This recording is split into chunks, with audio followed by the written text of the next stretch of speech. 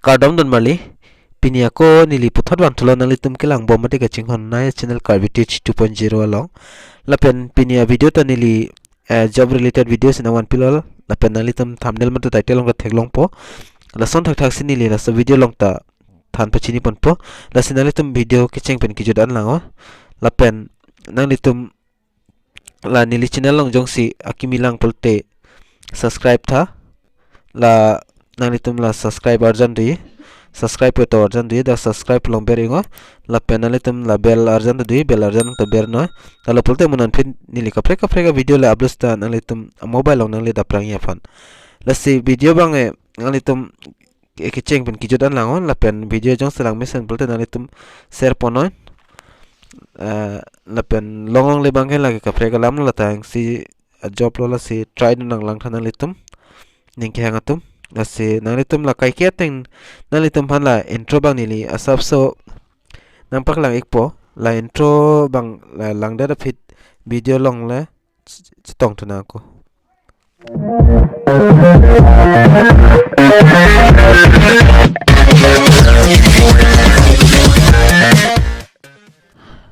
la penalitum la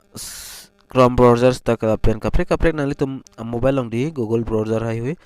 lahai long penalitum la so video description long kipia link long direct ber fit no la nalitum details hai hui banglang long pola penili dak son soni ban than bon pola so video long asi aprang sinalitum dak theklong lo adak SSUHS once again la SSUHS Recruitment 2022 la pen dak last date tok ang last date nalitum dak pen thek monong po 2102 la se adet bang kom hoya son lo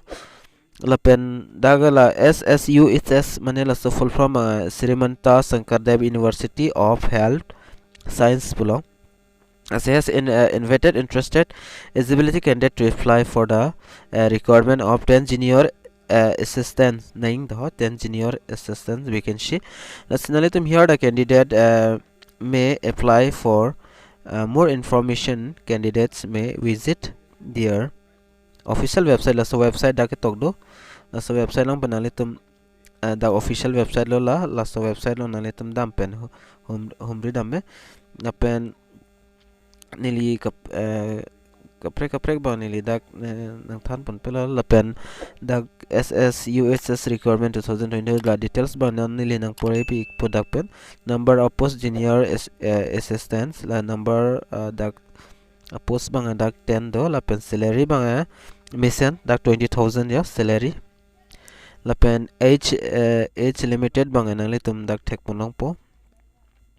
candidate must not be about 40 about nang ne on 01 la pen la hai hui nang panalitum la pen education qualification banalitum da one number bang graduate in any discipline from a recognized university la hai hui mane nang tum nang po da graduate ko pure tum nang po la pen da number 2 bang computer diploma certificate bang nang po la pen with typing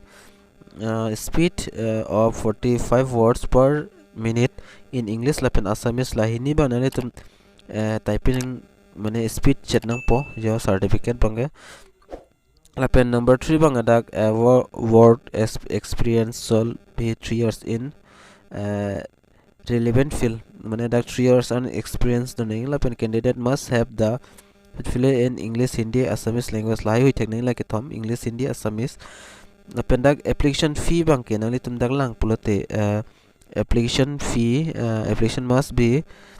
accompanied by non refundable application fee of res 500 anay from of demand draft draw in favor of Srimanta Sankardev University of Health Science la pen nalitum dak payable SBI la pen GMC branch la hui pen nalitum dak pay kuri me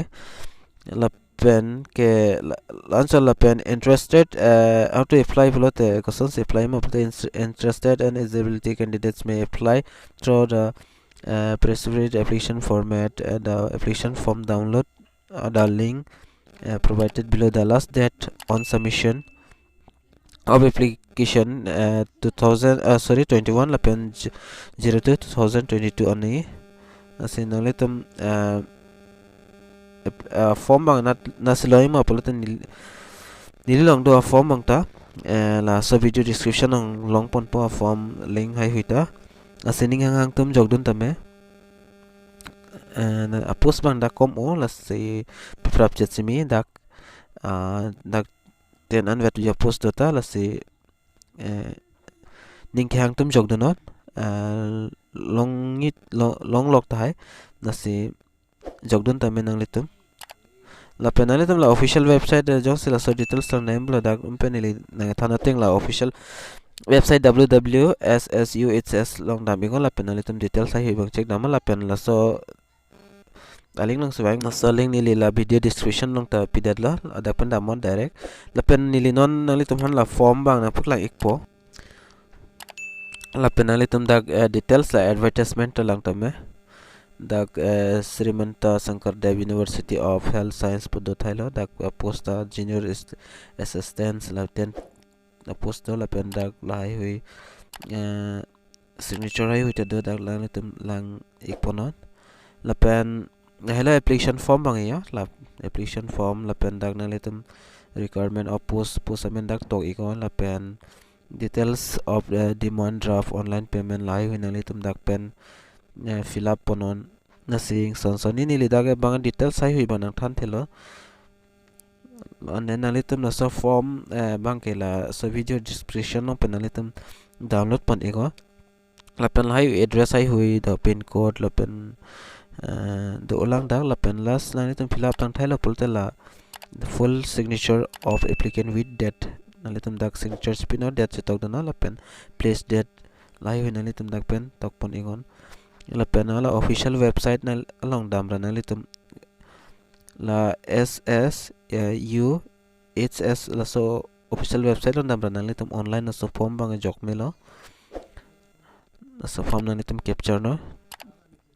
la pen jok do no ki long le bang le mo phit lo lan chot lante la so video long bang la pen la video long nalitum thekpon long poko son se fly nei ma la pen details sai hui check dam la so video description long ni link hai hui ta pi thai pro la pen application la so form hai hui ta dak description long pen long po la sinalitum la so video jong lang mesen la subscribe tha la pen bell arjan ta bear tha la pen video ka an ma ki nalitum share pon tha eli Karbi long arlo ara do on pan sta me share ra nalitum ningang hang tum pa fly na si so video long bang ke nalitum chini po Koson ma ke flying pu na si pinya video long bang ke la anchol lo mo next video long le chitong thana ante na si dome thak me kadu ka beta Kardom